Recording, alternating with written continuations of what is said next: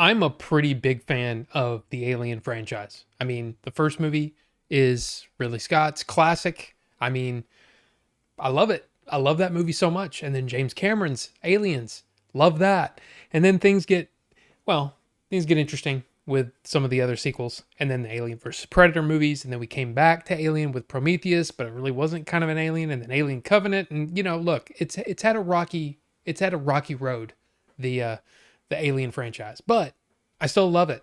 There are things about it that I just think are amazing. And, it inspired me to learn to draw. I taught myself a lot of techniques trying to get some alien sort of drawings and stuff. I don't even know where those are, but yeah, I love Alien. I love it. I love the world. I love the life cycle of it. I mean, it's something I love. So yeah, I was extremely, extremely hyped for this movie.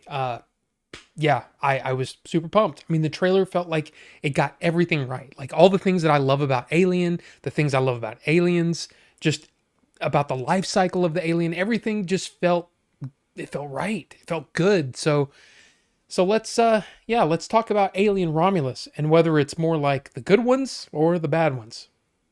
Let's get on with it. Now, this review will be non-spoiler to start. I mean, that's just the way I typically do things. I usually do all my reviews non-spoiler, and I don't typically go into spoilers. But I feel like this movie, you need a spoiler section. So I will let you know when we get there. The first thing I want to talk about is, again, the world building that was done for this movie. And I'm talking about the set direction, the props, the costume design. Everything felt perfect. And that's a testament to the team that worked behind the scenes, making all these things feel possible. It's the cinematography, it's the director Fede Alvarez. I mean, just amazing stuff. I bought into everything, and that's great because the world felt real. It felt like a real place that we were stepping into, and that's pretty good. There's a tangibility to this world it's so welcome in this day and age of things like The Volume, where they shoot on surrounded by screens, and it just there's a tangibility to this that I love, and I just feel like it was so well done. I mean, the cinematography by Galo Oliveras is a perfect blend of what I love about Alien and Aliens. It was just simply perfect. Now, don't get me wrong, there's a ton of CG in this movie, but it's so well done. It feels like everybody was working at the top of their game. And I mean, for something like this, for a world that I love, very, very appreciated. And I don't want to go any further without talking about the music by Benjamin Wallfish. I think that's how you say his name. Really, really effective. And there are some cues that I will just say were very surprising. Like I didn't expect cues from previous movies to show up. I'll just say that. I loved it. I thought it was great. Now let's talk about the actors. And I have to say, the actors were pretty great. Like across the board, no notes. Like they're that good. Kaylee Spaney as Rain, the main character, she's the one that this story sort of, revolves around her. And the first time that I ever saw her was in Civil War earlier this year. And even though I wasn't a huge fan of how that movie ended and how everything worked out in this movie, yeah, Kaylee Spaney was awesome in that. She's awesome here too. There are choices that she makes early in the film that really endear you to her. And that's great. And also throughout the movie, she makes very, very smart character choices. Like the choices that the character makes. And you're like, I wasn't thinking that. That's really, really smart. And again, that's partly the writing. But Kaylee, she just pulls it off, and it's great. I think the biggest surprise for me was David Johnson as Andy. I have never seen this actor before, and I was kind of blown away. I was kind of blown away, to be honest with you. I mean, I was immediately drawn to this character, and he makes you care. And that is not easy. That is not an easy thing to do. And there are things that he does that are so minute that inform the character to you. It's so impressive. And yeah, I'm looking forward to seeing the rest of his career because this was good. You have Archie Renault as Tyler. You have Isabella Merced as Kay. You have Spike Fern as Bjorn and Eileen Wu as Navarro. Again, no notes. Supporting characters, they are, but I bought into them, each and every one of them.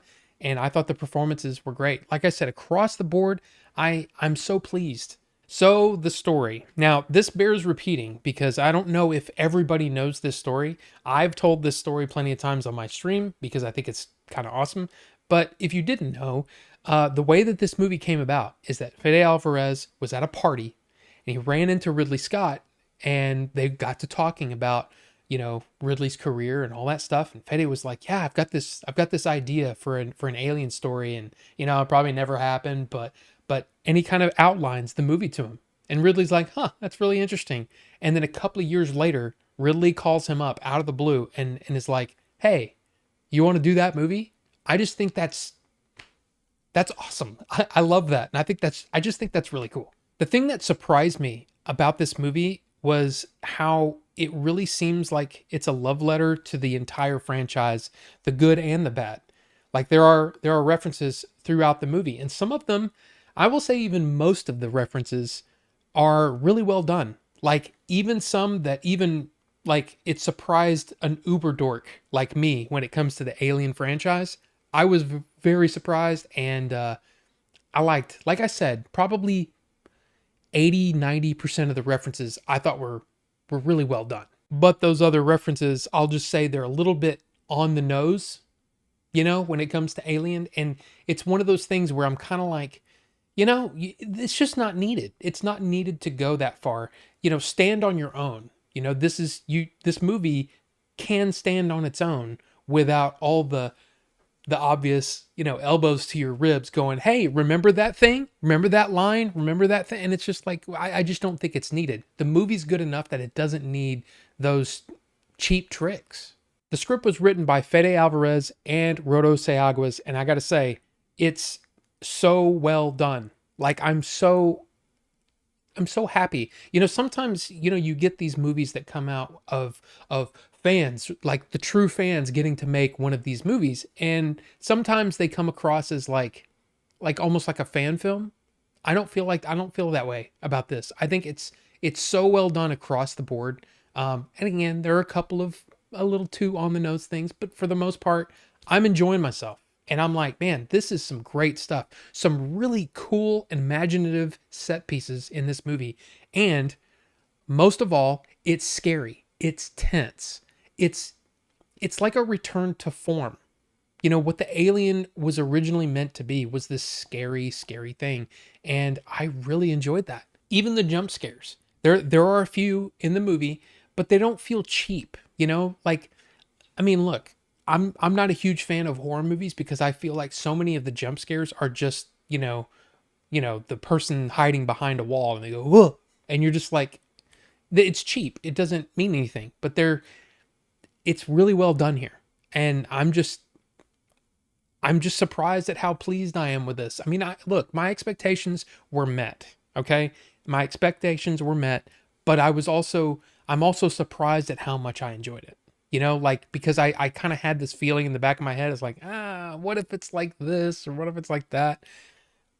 I really enjoyed it. And I'll say this, it definitely makes me want to go back and watch every Fede Alvarez movie that he's done because this impressed me. This impressed me a lot. If you had to twist my arm, I'd probably say that this is probably the third best, right? You got Alien, you got Aliens, and you got Alien Romulus, and everything else, is just a hodgepodge of stuff. There's some great, and there's some very lackluster entries in the Alien franchise, but I really enjoyed this one. And I think, a lot of people will say, well, that's not really saying much that it's the best movie since Aliens. Well, yeah, it is, because it's not just the best movie since Aliens. I think it's right up there with them. And I think that's pretty good praise coming from an Alien freak like me. Now, before I let you non-spoiler people go, I do want to talk about the bucket. Look, I'm not a huge popcorn bucket kind of guy, a collectible kind of guy when it comes to popcorn buckets. Of course, this doesn't come with it. This is just an Alien figure. But yeah, this is the AMC bucket.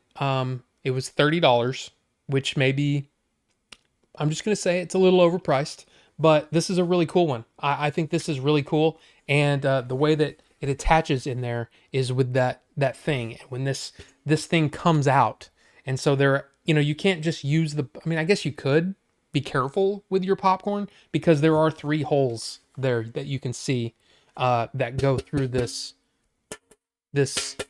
bucket thing. So overall, I got to say this one's pretty good. I mean, I've seen the other ones. This is the one that really kind of stuck out to me as being one of the cooler ones. So yeah, I'm pretty pleased with it. So now it's spoiler time. So if you haven't seen the movie and you don't want me to talk about all the things that happen, because I'm not going to say it's a huge spoiler section, but there's quite a few things that I want to talk about. So yeah, that's your warning. Here we go. Now we'll start off with a light spoiler to start, because I know sometimes people aren't just they're not quick enough to click away, but this one really isn't that big of a deal. But it has to do with the alien life cycle. Okay, I never thought that the alien life cycle was this short. Like, things seem to be super sped up here. Like, and I'm talking about from the seed being planted to the birth to, okay, now there's an adult alien right there. I felt like it was too short. Now, I will say also that with the movies, the timeline has always kind of been like whatever the script requires the timeline to be, I mean, it's just, hey, we need the alien to happen now. So let's make it happen now. You know what I mean? And there's not really a concrete, oh, it takes 6 hours for this to happen and 12 hours for this to happen. None of that, right? We don't have that in the movies like that. But I'm kind of curious if anybody else felt that way about the movie, where it just felt super sped up. The one thing that I thought was kind of cool about that life cycle, though, was the cocoon thing, right? Like, it's born, it sheds, and then it gets into a cocoon. We haven't seen this before, if I'm not mistaken. Like, I can't even remember any. I don't know if there are any books or if it's in the comics that way. I read plenty of the comics, but I don't remember anything like this. So that was pretty new to me, and I was wondering if that's something that is brand new to this movie, or if it's something that deep in the lore somewhere, maybe it's there. I'm not sure. Now I'm going to talk about the references that I thought were too much, right?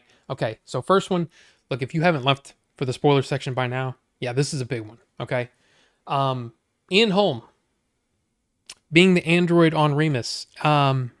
Look, this made me feel a bit icky, to be honest, right? I mean, like, we've seen, past actors before, but this was a situation where, Ian Holm passed away in 2020, and he was one of those actors that I've always loved, like, in everything he's ever done.